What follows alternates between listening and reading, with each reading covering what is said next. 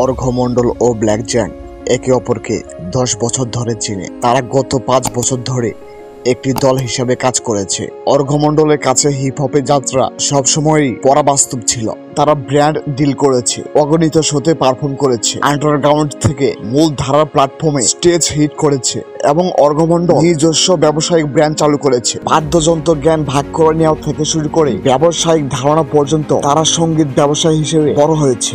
যখন সবাই বলতো হিপ হপে কোনো ভবিষ্যৎ নেই, চাকরি খোঁজ করো, কিন্তু তারা দেখিয়েছে ইচ্ছা থাকলে একটি উপায় হয়। প্রতিটি স্বপ্নকে বাস্তবে পরিণত করা তাদের জীবনে মূল মন্ত্র হয়েছে। অর্ঘ্যমণ্ডল ব্ল্যাকজাককে তার বড় ভাই হিসেবে পেয়ে খুব গর্বিত বোধ করেন। তিনি সর্বদা নিশ্চিত হয়েছেন যে অর্ঘ্য স্বপ্ন ছেড়ে দেয় না। যখনই অর্ঘ্য নিচের দিকে যেতে অনুভব করেছে, ঠিক তখনই ব্ল্যাকজাক তাকে এগিয়ে যেতে এবং নিয়মিত কাজ করার জন্য আরো জোর দিয়েছিল। বছরের পর বছর ধরে তাদের সীমাহীন পথ চলা এবং অগণিত রেকর্ড ছিল, আর তাদের র্যাপার বিট বক্সার জুটিটাকে হিপ হপ উত্তরাধিকারের অংশ হয়েছিল।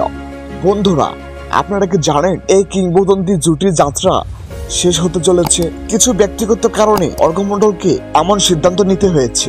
সে এখন তার মাস্টার্স প্রোগ্রাম সম্পূর্ণ করার জন্য বিদেশে চলে যাবে। শীঘ্রই কোনো একদিন হয়তোবা তাদের একসঙ্গে মঞ্চ মাতানো হবে। পরিশেষে বলতে চাই, অর্ঘ্যমণ্ডলে এখনো অনেক দূর যেতে হবে, প্রত্যাবর্তন আরো ব্যাপক হবে। ততক্ষণ পর্যন্ত হাইপটি উপরে রাখুন এবং সাবস্ক্রাইব করুন আমাদের ইটস পূর্ণ আহমেদ চ্যানেলটি।